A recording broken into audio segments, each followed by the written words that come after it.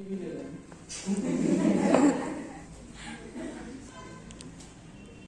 छतरपुर मध्य प्रदेश, सत्र प्रकरण क्रमांक 302 से 15, संस्कृत दिनांक 15/11/18/15।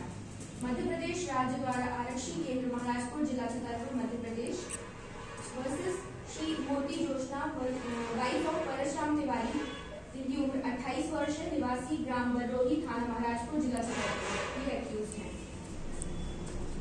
Judicial magistrate first class Chhatarpur द्वारा आपराधिक प्रकरण क्रमांक 1598/15 में पारित उपार्पण आदेश दिनांक 7/11/15 से उत्पन्न यह सत्र विचार। इसमें आरोपी पर धारा 302 एवं 201 आईपीसी के अंदर दंडनीय अपराध के ये आरोप है कि उसने दिनांक 4/8/15 को 11:30 बजे दिन से 4 बजे के बीच में ग्राम बररोही, थाना महाराजपुर स्थित फरियादी परशुराम तिवारी के मकान में अपने पुत्र रमाशंकर की स्वास्थ्य या जानते हुए कुल्हाड़ी से चोटें पहुंचाकर उसकी मृत्यु करके हत्या एवं हत्या के अपराधों को छिपाने के इंटेंशन से और लीगल पनिशमेंट से बचने के लिए उसने कुछ डेड बॉडी जो थी उसको घास में छुपाया और जो एक्स थी उसकी, जिससे उसने उसकी हत्या कारित की, उसको डिस्ट्रॉय भी किया। तो इसमें ये बताया गया है कि उसने जो मर्डर कॉज किया है उसके एविडेंस को छुपाने की भी कोशिश की है। फिर इसमें ये बोला गया है कि प्रोसिक्यूशन की जो स्टोरी है उसमें कुछ इस प्रकार है। परशुराम तिवारी ग्राम बररोही द्वारा दिनांक 6/8/2015 को थाना महाराजपुर में उसके पुत्र रमाशंकर, जिसकी उम्र 2 वर्ष 3 माह थी, दिनांक 4/8/15 को 11:30 बजे दिन से 4 बजे के मध्य घर से खेलते समय अचानक गुम हो जाने एवं पता करने पर उसका ना पता चलने पर उसके पिता द्वारा उसकी जो पत्नी थी उससे पूछा कि वो कहाँ है। तो जो उसकी जो अक्यूज थी जोशना, उसने कहा कि जोशना पर रमाशंकर को गायब करने की शक हुआ। फिर उसका श्रीमती जोशना के खिलाफ आपराधिक क्रमांक 142/15 पंजीबद्ध कर FIR 13A लिखकर अन्वेषण किया गया। इसी दौरान दिनांक 6/8/15 को अन्वेषणकर्ता अधिकारी गोवर्धन अहिरवार द्वारा अक्यूज जोशना से पूछताछ कर उसका मेमोरेंडम कथन लिए जाने पर घटना इस प्रकार प्रकट की कि आरोपी का विवाह परशुराम तिवारी के साथ 26/5/2004 को उसकी मर्जी के खिलाफ हुआ था। शादी से एक्यूज ने 3 बच्चों को जन्म दिया था। छोटे लड़के रमाशंकर को लेकर उसका पति उसके चरित्र पर संदेह करता था कि यह लड़का किसी दूसरे का पाप है, उसका नहीं है। चाहे जहाँ वो घूमती है उसको रोकने की उसने बहुत कोशिश की पर वो नहीं सुनता था। इसी बदनामी से तंग आकर पति परशुराम से बदला लेने की भावना से दिनांक 4/8/15 के दिन लगभग 12:30 से 4 बजे के मध्य रमाशंकर को घर पर अकेला पाकर कुल्हाड़ी से उसकी हत्या कर एवं शव को कपड़े में लपेटकर भूसे में छुपा दिया। फर्श तथा जो कुल्हाड़ी पाई गई उसको उसी कमरे में छुपा दिया। इन्वेस्टिगेशन के दौरान दिनांक 6/8/2015 को ही आरोपी की निशानदेही पर शव बरामद कर पंचनामा तैयार किया गया। इन्वेस्टिगेटर द्वारा देहाती मार्ग इंटीमेशन दर्ज की। उक्त दिनांक को ही आरोपी जोशना द्वारा दी गई सूचना के बेसिस पर विटनेस के समक्ष उसके प्रस्तुत तथा कथित एक्स को जब्त कर जब्ती पत्र तैयार किया गया। उक्त दिनांक को ही घटनास्थल पर ही आरोपी को गिरफ्तार कर गिरफ्तारी पत्र तैयार किया गया। देहाती मार्ग इंटीमेशन प्राप्ति 16 असल नंबर पर कायमी हेतु थाना महाराजपुर भेजी गई। असल मर्ग इंटीमेशन क्रमांक 20/15 कायांतर मर्ग सूचना प्राप्ति 18 लिख की गई। सब इंस्पेक्टर गोवर्धन अहिरवार द्वारा इस मर्ग की जांच के दौरान दिनांक 8/8/14 को ही सफीना फार्म तैयार कर पंचों को सूचना देकर मृतक रमाशंकर की लाश का पंचायतनामा तैयार किया गया। मृतक के शव के परीक्षण हेतु आवेदन प्राप्ति 17 के द्वारा PHC महाराजपुर भेजकर ऑटोप्सी कराई गई। घटनास्थल का नक्शा मौका प्राप्ति 2 द्वारा बनाया गया तथा पटवारी से साइट मैप भी तैयार कराया गया और ड्यूरिंग इन्वेस्टिगेशन जो विटनेस थे उसको रिकॉर्ड भी किए गए और मृतक के द्वारा कपड़ों की शीलबंदी, पोटली एवं सील नमूना हॉस्पिटल महाराजपुर से प्राप्त होने पर उन्हें जब्ती पत्रक तैयार किया गया। फिर सील मटीरियल को केमिकल टेस्ट के लिए फॉरेंसिक साइंस लैबोरेटरी पुलिस अधीक्षक छतरपुर के ड्राफ्ट 22 के द्वारा भिजवाया गया और इन्वेस्टिगेशन के बाद अक्यूज के ऊपर धारा 302 एवं 201 आईपीसी के अंदर पनिशेबल ऑफेंस पाया जाने पर जुडिशियल मजिस्ट्रेट फर्स्ट क्लास द्वारा कोर्ट में इंडिक्टमेंट प्रस्तुत किया गया, जहां से केस को सेशन कोर्ट में ट्रांसफर किया गया। इसमें कुछ और भी बता हैं।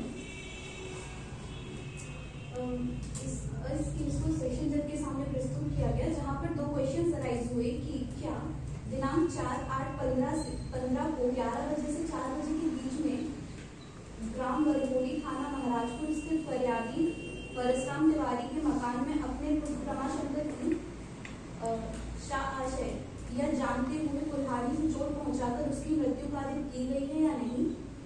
और दूसरा प्रश्न वहां पर यह है कि क्या आरोपी ने उक्त दिनांक, समय एवं स्थान पर यह जानते हुए कि उसने रमाशंकर की हत्या की है, उक्त हत्या के अपराध को छुपाने तथा वैध दंड से बचने के आशय से रमाशंकर की लाश को भूसे में छिपाया एवं कुल्हाड़ी को साफ कर हत्या के अपराध की साक्ष्य का विलोपन किया या नहीं।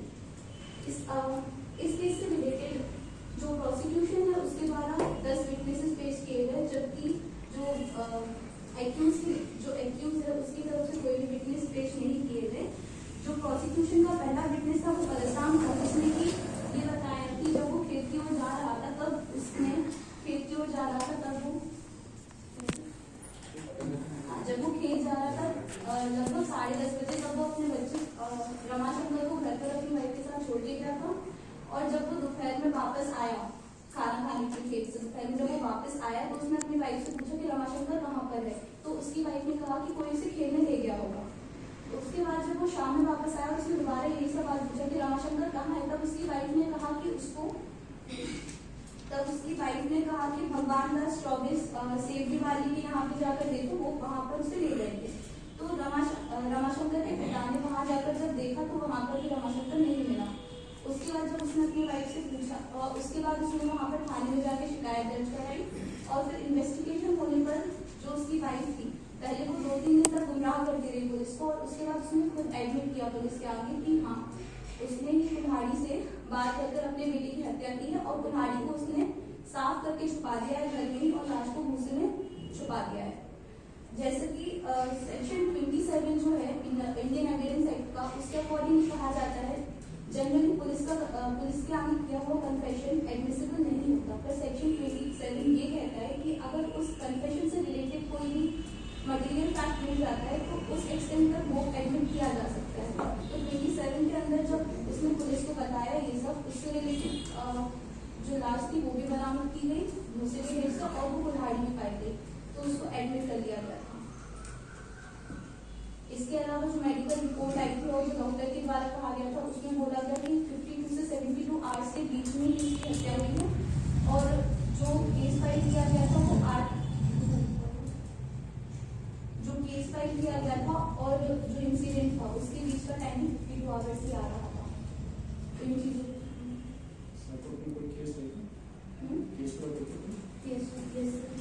Yogesh Karki versus state of Sikkim 2006 का ये केस है। इसमें ये बताया गया है कि जब ऐसा फैक्ट हमें समझ में आता है कि किसी को आखिरी बार किसी के साथ देखा गया है तो उस हिसाब से ये कहा जाता है कि ये व्यक्ति इसके साथ ही था।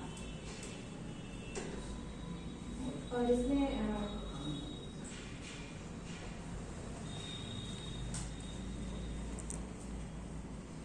उसको उसके साथ ही पाया जाता है, साथ में अगर देखा है तो ये ज्यादा मतलब एक और है त्रिमुख मारुति किरण वर्सेस स्टेट ऑफ महाराष्ट्र 2007 का केस है। इसमें यह है कि घर वाले अगर किसी वक्तव्य पर शांत है, अगर कुछ नहीं कह रहे हैं तो इसमें जो मृत्यु करता है और जिसकी मृत्यु हुई है उसके बीच में एडिशनल लिंक स्टैब्लिश हुई है। और सर अगर जरूरी नहीं है यहाँ पे, जैसे कहा जाता है कि मोटिव रेलेवेंट होता है, तो ये बहुत ज़्यादा एसेंशियल नहीं कि अगर मोटिव रेलेवेंट नहीं पाया जा रहा तो जरूरी नहीं कि उस केस को एडमिट ना किया जाए। जैसे यहाँ पे उसका मोटिव तो प्रूव नहीं हो पाया रहा था तो उसका मोटिव था वाइफ का, पर जरूरी नहीं कि मोटिव रेलिवेंट हो।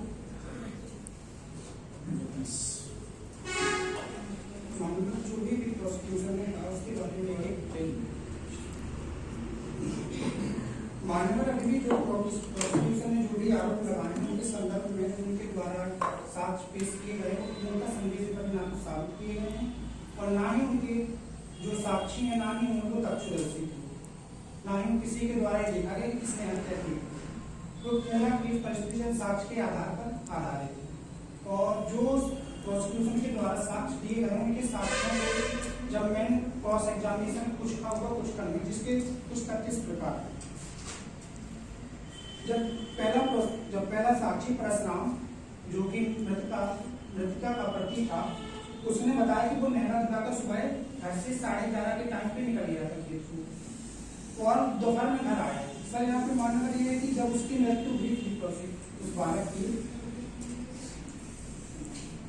रमाशंकर की जब मृत्यु हुई थी उसने बताया कि 54 से 72 घंटे का उसमें आवर्स है। तो दोपहर के टाइम पे मृत्यु हुई थी जो कि 2 बजे की समथिंग का टाइम था। तो उस वजह पे प्रोसिक्यूशन जो फरियादी है वो मृतका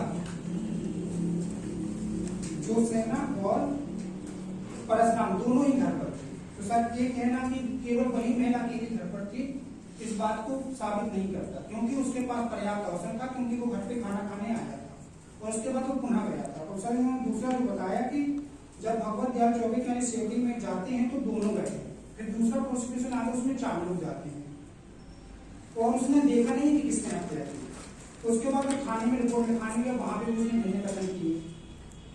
तो सर जब इनको मतलब मैन एग्जामिनेशन किया गया, इसको पक्ष विद्रोही घोषित किया गया, तो इसमें इसने बताया कि जो उनकी पत्नी जोसेना थी वो अपने पति से कम उम्र की लड़की थी, उसकी उम्र दुगनी थी। दूसरे इसने बताया कि मनमुटाव था इन दोनों के बीच में। तो इन दोनों ने जब उनसे सूचना प्रश्न पूछे गए तो इन दोनों ने उसने इनकार किया और उसने इस बात को मानने से इनकार किया कि वो बिना बताए कहीं घूमने जाती थी। जब उससे सूचना प्रश्न पूछे गए और तुम्हारे साथ नहीं रहना, भाग जाऊंगी, इस बात से भी उसने इनकार किया परशुराम ने। और रमाशंकर की हत्या की जहां तक सर बात है तो वो उसके पति पर भी उतना ही आरोप लगता है जितनी उनकी पत्नी पर, क्योंकि दोनों ही उस समय पे थे। फिर दूसरा सर जिन्होंने विटनेस पेश किया हरि यादव, पैरा नंबर 20 जो फाइल है, जो सर इन्होंने बताया कि जो गाड़ी से सेवड़ी दोनों गए थे चौबे जी के यहाँ पे, वहां पे इन्होंने बताया कि सेवड़ी के एक पंडित ले गया, ऐसा जो सेना ने कहा, ऐसा उसके पति ने बताया, जो सेना ने नहीं बताया, उसके पति ने बताया ऐसा कि जो सेना कह रही है कि सेवड़ी का एक पंडित ले गया, जो सर हेड से एविडेंस है। तो उसके बाद से शाम को जब 6 बजे मंगलवार को 4 अगस्त 2015 को सेवड़ी गए तो वहां पे रमाशंकर नहीं मिलता। उसके बाद सर रिपोर्ट लिखाने के लिए जाते हैं। रिपोर्ट लिखाने से जोसेना, परशुराम, हरि यादव, लखनलाल तिवारी 4 लोग गए थे सर। उसमें से लखनलाल तिवारी के साथ साक्षी नहीं हुई कि वो गया था कि नहीं गया था, उसको भी उन्होंने नहीं बताया। और सर फिर उसके बाद उन्होंने बताया कि जोसेना ने बताया कि सेवड़ी में जब उन्होंने पूछा परशुराम ने कि रमाशंकर कहाँ है, तो परशुराम कहते हैं कि वो कह रहे कि महाराष्ट्र में खंडिया मोहल्ला में बताया। तो उन्होंने इस बात पर उसकी विश्वास नहीं किया और ये लोग रिपोर्ट लिखाने के लिए जाते हैं। तो रिपोर्ट लिखाने के लिए जब जाते कांस्टेबल उसको 2 कांस्टेबल को पुलिस अधिकारी भेजता है खंडिया मोहल्ला में महाराष्ट्र में, वहां पे वह नहीं पाया जाता। फिर पूछताछ करते हैं जोसेना, ऐसा हरि यादव का बयान है और वो कहता है कि ये लड़का राजस्थान ले गया और वहीं वह भी जाना चाहता। सर इसमें इन्होंने जो भी उन्होंने बताया कि जो सेना ने कहा, जो सेना ने इसमें से कुछ भी नहीं कहा, जो भी कह रहे हैं हरि यादव कह रहे हैं और परशुराम कह रहे हैं। जो सेना ने किसी के सामने कोई भी स्वीकृति नहीं की। और उसके बाद सर दूसरे दिन हरि यादव बोलते कि दूसरे दिन बरौली में पुलिस अधिकारी आता है जो इन्वेस्टिगेशन ऑफिसर थे गोवर्धन, उन्होंने बताया कि जो सेना से पूछताछ में बताया कि लाश भूसे में रखी थी अटारी में, तो पुलिस ने रमाशंकर की लाश निकाली। पैरा नंबर 6 नीचे से 6वीं लाइन सर, कि कुल्हाड़ी से हत्या, खाना बनाने वाली कुल्हाड़ी से हत्या की और खाना बनाने वाली जगह पर रखी, चलो चलकर दे देती हूँ। ऐसा भी सर हरि यादव बता रही है कि ऐसा पुलिस ने कहा, जबकि पुलिस की रिपोर्ट में ऐसा नहीं था। परशुराम ने बताया कि हरि यादव बताते कि परशुराम जोसेना से 5 वर्ष बड़ा था। पहले उम्र उठी थी 2 दुगनी है, फिर उसके बाद उठी थी 5 वर्ष बड़ा है। फिर उसके बाद आया सर जो सेना अपनी मर्जी से चाहे जहां घूमती जाती थी, परशुराम मना करता था। ऐसा सर उसको पक्ष विद्रोही घोषित किया। उसमें सूचक प्रश्नों के दौरान इसने ऐसा बताया कि परशुराम ने जो कहा और जो हरि यादव ने कहा, दोनों के ही जो साक्ष्य हैं वो आपस में नहीं मिल रहे इसको। कि परशुराम बोलते हैं कि उन्होंने सूचक प्रश्न में इस बात से इनकार किया कि रमाशंकर की उम्र दुगनी नहीं थी, और यहाँ पे भी कह रहे हैं कि 5 वर्ष से उम्र बढ़ी है उसकी, और वो अपनी मर्जी से घूमने जाती थी, ऐसा हरि यादव कहती है। जबकि परशुराम ने इस बात से इनकार किया कि वो अपनी मर्जी से घूमने नहीं जाते। इसके बाद सर उन्होंने तीसरा अपना विटनेस पेश किया, शैलेंद्र सिंह। इनको भी सब परशुराम ने बताया कि जो सेना के घर से बदबू आ रही। अब सर जो सेना का घर और परशुराम का घर तो एक ही है कि जो सेना के घर से बदबू आ रही, तब शैलेंद्र सिंह, बिहारी लाल सेठ, भगवान दास और मनोज सेन अटारी पर चढ़े और पुलिस ने फिर लाश निकाली जब इन लोगों ने लाश को देखा। और इसके पहले जो हरि यादव के बयान थे, इसके बाद का जो इसके बयान हुए मोनू तिवारी थे, उन्होंने बताया कि पुलिस ने लाश को खोजा, और जबकि जो शैलेंद्र सिंह है ये बता रहे कि घर में से बदबू आ रही थी, तो उसके बाद हमने जाके देखा। सर यहाँ पे दोनों बातें मैच नहीं हो रही। और सर इसमें जो बिहारी लाल है, भगवान दास और मनुष्य ने जिन्होंने अटारी पे चढ़ के देखा, इसकी भी साक्ष्य नहीं दिए प्रोसिक्यूशन के द्वारा। और सर फिर उन्होंने तर्क दिया कि नौसेना जो सेना गुमराह करती रही कि परशुराम ने गुमराह किया। सर गुमराह करने का जो केस है नौसेना जो सेना के नहीं बल्कि परशुराम के द्वारा, क्योंकि जो सेना ने किसी से कुछ नहीं कहा, जो भी बता रहा है परशुराम ही बता रहा है कि वो जो सेना ये कह रही है, जो सेना ने बड़े महाराष्ट्र में बताया, कि जो सेना ने सेवरी में बताया। उसके बाद सर जो यहाँ पे एक और जरूरी बात उत्तर आती, जो सेना के पास अपने बच्चे को मारने का कोई मोटिव भी नहीं था। इसको सर मैं आगे बताता हूँ थोड़ा सा। इसके बाद सर चौथा विटनेस आता है मोनू तिवारी, पैरा नंबर 14, कि जो सेना ने बताया, ये भतीजे हैं परशुराम का भतीजा सर, कि जो सेना ने बताया रमाशंकर महाराजपुर में, ऐसा इनको किसने बताया? परशुराम ने इनको भी बताया। परशुराम ने मोनू तिवारी के भतीजे उनको भी बताया कि जो सेना ने बताया कि रमाशंकर महाराजपुर में है। और सर इस मोनू तिवारी को पक्ष विद्रोही घोषित किया गया, तो इनसे सूचक प्रश्न पूछे गए, जिसमें उन्होंने बताया कि परशुराम के साथ नहीं रहना चाहती थी, उनको बूढ़ा भी बोलती थी और 15-15 दिन तक बाहर रहती थी। इन्होंने इस बात की स्वीकृति की है कि जो सेना थी वो परशुराम के साथ नहीं रहना चाहती थी, उसे बूढ़ा बोलती थी और 15-15 दिन तक बाहर रहती थी। जबकि परशुराम ने इस बात से इनकार किया था। यहाँ पे इन दोनों के फिर तक बयान जो है वो कन्फ्लिक्ट हो रहे हैं, एक दूसरे से मैच नहीं हो रहे। उसके बाद सर जो अगला प्रोसिक्यूशन का विटनेस था संतोष कुमार तिवारी, ये भी परशुराम का भतीजा ही था। और जो सेना से जानकारी, सर उन्होंने बताया कि जो सेना से जानकारी ली, भागवत 24 सेवरी वालों के यहाँ गया है। सर कहीं ये महाराजपुर भेज देती, कहीं भागवत 24 जी के यहाँ पे भेज देती। सर मतलब जो घटना है सर वो एक काल्पनिक घटना से लग रही है, जो किसके द्वारा रची गई है? जो परशुराम जी के द्वारा रची गई है। क्योंकि उन्होंने हर व्यक्ति को बताया कि जो सेना कह रही है, जो सेना से प्रत्यक्ष रूप से किसी व्यक्ति ने नहीं सुना। और सर जब संतोष कुमार तिवारी को पक्ष विद्रोही घोषित किया गया, तो परशुराम ने धोखा दिया कि बदला लूंगी, ऐसा सूचक प्रश्न जब उनसे पूछेगा तो उसने इस बात से इनकार किया कि जो सेना ने ऐसा नहीं कहा। तो ऐसा घटना दिनांक को परशुराम घास काटने खेत पर गया था, इस बात की उन्होंने पुष्टि की। लेकिन सर परशुराम ने अपने बयान में खुद बताया कि वो दोपहर में खाना खाने घर आया और घटना दोपहर की है, क्योंकि 54 से 72 घंटे के समय में दोपहर की आती है, जिस समय में ये भी घर में। और सर जो मोटिव की बात है, तो मोटिव सबसे बड़ा मोटिव परशुराम के पास था, जो सेना के पास नहीं था। क्योंकि परशुराम जो प्रोसिक्यूशन ने जैसा भी बताया है कि ये उसका बच्चा नहीं है, पाप है, उसको मारने का जो मोटिव सब परशुराम के पास है कि वो अपनी पत्नी से इतनी नफरत करता है और बच्चे से इतनी नफरत करता है कि उसको पाप मिलता है। जो सेना उस बच्चे को क्यों मारेगी? अगर उसका बाप प्यार ही होता तो क्यों मारती? तो इसके बाद जो अगला इन्होंने विटनेस दिया कुमारी सोनम, जो कि जो सेना की पुत्री है, पैरा नंबर 16, कुल्हाड़ी को पत्थर से मारा। उन्होंने बताया कि जो कुमारी सोनम बताती है कुल्हाड़ी को पत्थर से मारा, जबकि पुलिस की रिपोर्ट बताती है कि उसको कुल्हाड़ी से मारा। तो सर उसके बाद कुल्हाड़ी को पत्थर मार पुलिस को दिया। जबकि सर हमने अभी आगे जो जब्ती पत्र है उसमें साफ साफ लिखा होगा कि उसमें मेरे कुल्हाड़ी थे, हत्या है ही नहीं। और इसके बाद मां जोसेना एक गोली लाई थी जिसमें दयाशंकर की लाश थी। सर यहाँ पे वर्ड इन्होंने बोली रमाशंकर की लाश थी, यहाँ पे सब इन्होंने शब्द किया बोली। और जबकि आगे जो प्रोसिक्यूशन ने विटनेस दी उन्होंने उसमें बताया कि वो कपड़े में लाश थी। सर कहीं कपड़ा हो रहा कहीं बोली हो रहा। और सर इसके बाद जो अगले जो आरक्षक पैरा नंबर 17 में आरक्षक किशोरी लाल जी उन्होंने बयान कराए हैं, जिन्होंने एफआईआर प्राप्त होने पर जेएमएफसी जी के पास पावती लेने के लिए गए थे अन्वेषण के लिए। उसके बाद श्यामलाल पटवारी जिन्होंने नक्शा बनाया, फिर सर अन्वेषण अधिकारी जिन्होंने इस केस में मुख्य भूमिका है गोवर्धन अग्रवाल, वो होने की सर जिनको सूचना मिली थी 8 तारीख को, वो बच्चा गुम हुआ था 4 तारीख को, 4 अगस्त 2015 को बच्चा गुम हुआ था रमाशंकर, और गुम होने की सूचना अधिकारी को मिली थी 6 अगस्त 2015 को। उसने अपनी पत्नी जोसेना पर शंका जताई, ऐसा पुलिस की रिपोर्ट में है कि परशुराम ने अपनी पत्नी पर शंका जताई कि उसे अपनी पत्नी पर शंका है।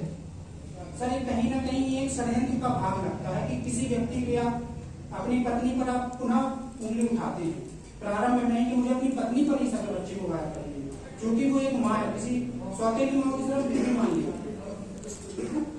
रमाशंकर की लाश बोरी में बंद है, ऐसा अन्वेषण अधिकारी ने बताया। और पैरा नंबर 15 से लास्ट लाइन के साथ साथ दिखाया कि कपड़े में लाश है। फिर सर डॉक्टर अजय यादव जो जिन्होंने पीएमडी किया सर, डॉक्टर के रवि जो कि फौत हो गए सर, डॉक्टर के रवि जो कि जिनकी भी मृत्यु हो गई है, जिन्होंने पीएम किया था, और इस पीएम की रिपोर्ट की जो पुष्टि थी वो डॉक्टर अजय यादव ने की उनकी मृत्यु के उपरांत। इस आधार पर सर उन्होंने उनके साथ नौगांव में काफी वर्ष तक कार्य किया था। तो सर इस बात से केवल इस बात की पुष्टि होती है कि उसमें जो लिखा है वो उनके द्वारा हस्ताक्षरित है, ना कि उसकी अंतर्वस्तु के बारे में उसमें क्या लिखा।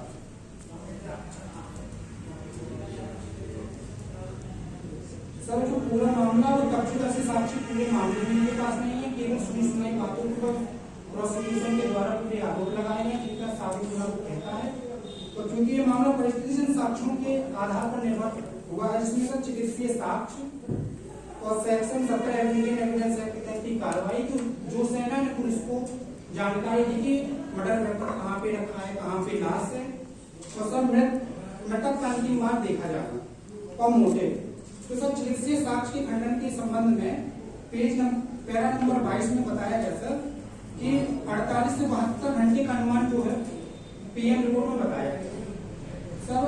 और उस टाइम पे के रवि जी ने उसका पीएम किया था, और उस पीएम की पुष्टि अजय यादव जी कर रहे हैं अपने बयान में, क्योंकि के जी तो मृत्यु हो गई। तो सर केवल उन्होंने हस्ताक्षर की स्वीकृति की है, अंतर्वस्तु की स्वीकृति नहीं की, हस्ताक्षर की स्वीकृति पाई है।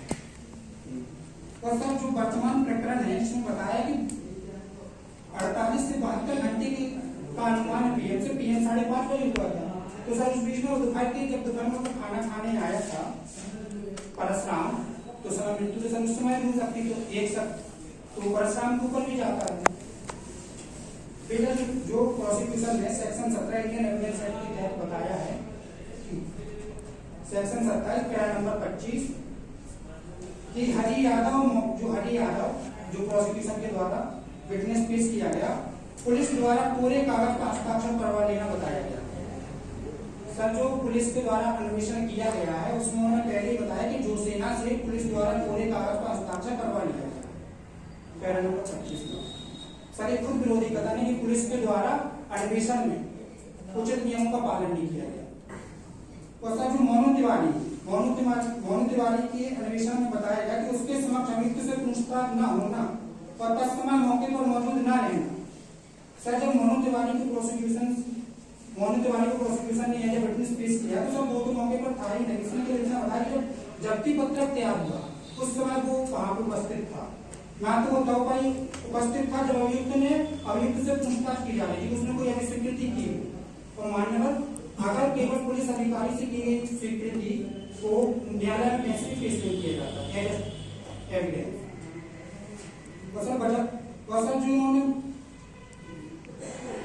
जो हरि किया था उन्होंने मोनू तिवारी सर का क्रॉस एग्जामिनेशन भी नहीं हुआ था, तो क्रॉस एग्जामिनेशन के बिना भी वैसे भी साक्ष्य को टेस्टिफाई नहीं माना गया।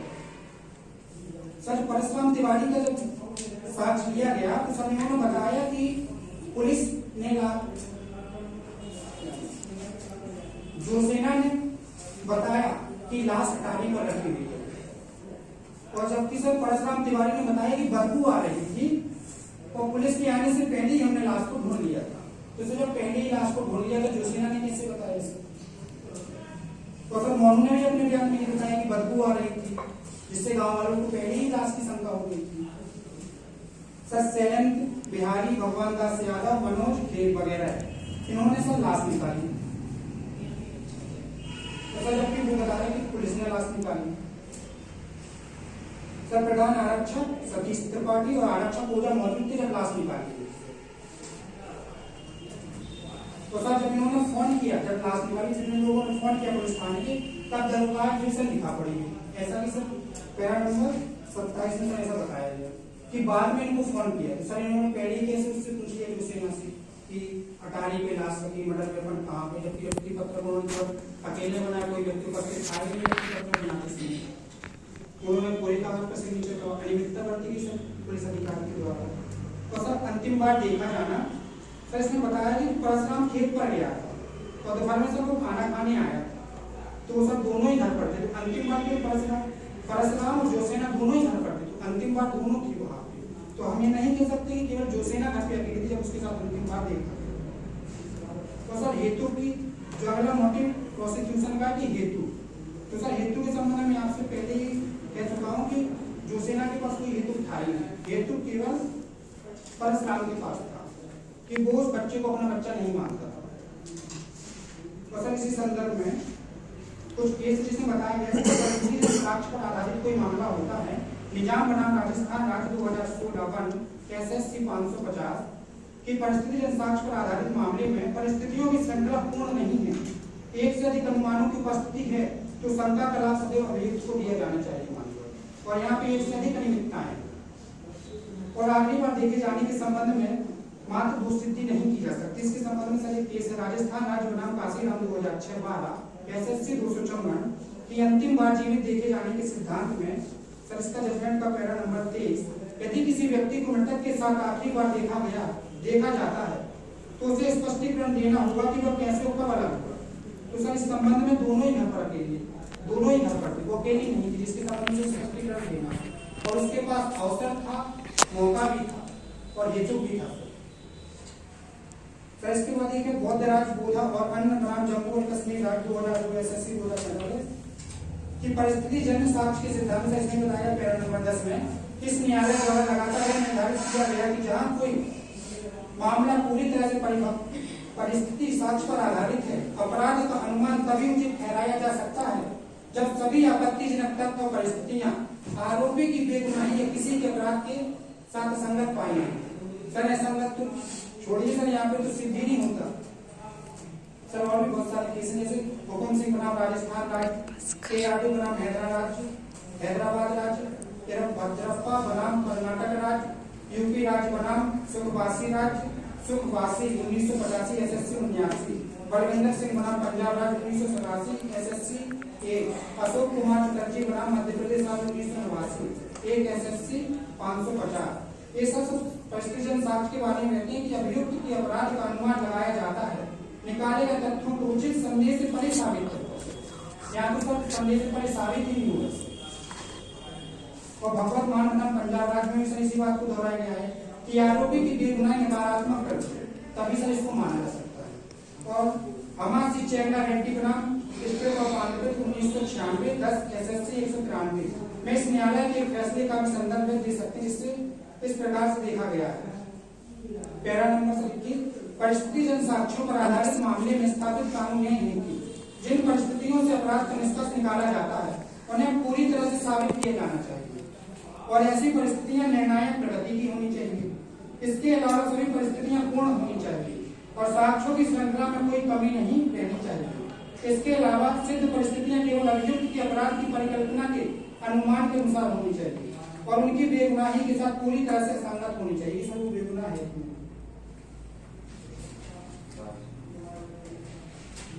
सर उपरोक्त मामले को देखते हुए सर हम कह सकते हैं कि पूरी जो कहानी है वो परशुराम के द्वारा रचित है, क्योंकि ना तो सर तथ्यदर्शी साक्षी है, ना मोटिव है, ना उद्देश्य है। और सर जो परशुराम उसके पास अवसर भी है, मोटिव भी है, उद्देश्य भी है। तो सर जो हमारे क्लाइंट के ऊपर सर जो आरोप लगा है वो बेबुनियाद है, उसको बाइज्जत बरी किया जाए। जो बात बोली गई कि परशुराम पर भी संदेह किया जा सकता है, पर यहाँ किसी भी जगह पे ये पुष्टि नहीं है कि उन दोनों के बीच में कोई मतभेद था या उन दोनों की कोई लड़ाई चल रही थी। नहीं, ये पुष्टि हुई कि उन लोगों की शादी बिना मर्जी से हुई थी, जो भी कहा गया था। इसके अलावा जो उनकी मतलब कि परशुराम की जो पुत्री थी उसका भी ये कहना था, आखिरी बार उसने देखा था अपने भाई को और माँ को साथ में, और उसका कहना था कि उसको उसकी माँ ने बाहर लगा दिया था, और उसके बाद फिर वहां से उसने पत्थर और कुल्हाड़ी से उस पर अटैक किया। और फिर उसने जोशना ने जो कहा गया है, जब पुलिस ने इन्वेस्टिगेशन की, पुलिस ने उसके बयान दिए, तब जोशना ने साफ तरह से अपनी बात को एडमिट किया कि हाँ उसने ही किया है। और जो कि उसने बोला कि कुल्हाड़ी भी बरामद की गई, उसके बोले अनुसार कि उसने कुल्हाड़ी से मारा करते हैं, कुल्हाड़ी भी बरामद की गई, उसकी बॉडी भी बरामद की गई बच्ची की। और फिर यहाँ पे 27 में साफ लिखा हुआ है कि अगर कोई भी चीज कोई भी जब कोई कन्फेशन किया गया है पुलिस के आगे और उससे रिलेटेड मटेरियल फैक्ट्स मिल जाते हैं तो फिर उसे एडमिट किया जा सकता है। और यहाँ पर दो लोगों ने जब उसके साक्ष्य लिए गए, जब पुलिस द्वारा उसके बयान दिए गए जोशना के, तब दो लोगों ने और भी सुनी थे और उन्होंने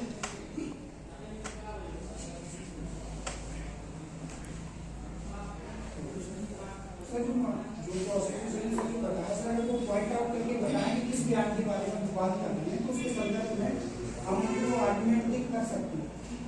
क्योंकि सर इस तरह से कि दो व्यक्तियों ने बताया, हम इस बात को नहीं मान सकते कि दो व्यक्ति जो बयान दिए गए थे पुलिस द्वारा जोशना के, उस समय मोहन वहाँ पर उपस्थित थे और सोनम वहाँ पर उपस्थित थे, और इन दोनों ने पेपर जो बयान दिए गए और फिर जो साइन कराए गए तो मोहन तिवारी और सोनम के वहाँ पर साइन भी कराए गए। और इसमें एक बयान सोनम का ये भी आता है सामने कि उसके पिता द्वारा जब पूछा गया कि रमाशंकर कहाँ है, तो पहले तो उसकी माँ ने बोला कि वो खेलने गया है, गुमराह करने की कोशिश की कि यहाँ गया है वहाँ पर। उसके पश्चात जब पुलिस में उसकी FIR हुई और जो इंस्पेक्टर आए उनके द्वारा इन्वेस्टिगेशन की गई, तो उसमें उसकी माँ द्वारा सीधे सीधे कन्फेस किया गया कि उसने मारा है और मारकर उसको घास के उसने छुपाया है, और जो कुल्हाड़ी जिससे मारा था उसको साफ करके उसको भी कमरे के ही मतलब साइड में रखा गया है, और उसके द्वारा वो सारी चीजें लाके दी गई और बताई गई। और साथ ही उन्होंने नाम लिया कि उन्हें लाश बरामद की, उसमें ये कहा गया है कि पुलिस के साथ मिलकर उन्होंने लाश दी थी और उन्हें वहाँ तक बदबू आ रही थी पुलिस के आने से पहले। और उसके अलावा यहाँ पर उन्होंने बोला कि जैसे जो बॉडी मिली है वो बोरे में मिली है या कपड़े में रखती है, तो वहाँ पे ये भी हो सकता है कपड़े के बोरे में मिली है। और कहने का तरीका हो सकता है, बोले में अंतर होता है। उसमें ये था उसके कपड़े जो पहने हुए थे उस बच्चे ने उसको निकाल कर अलग किया गया, और उसकी बोली में उसका पैर भी दिखाई दे रहा है।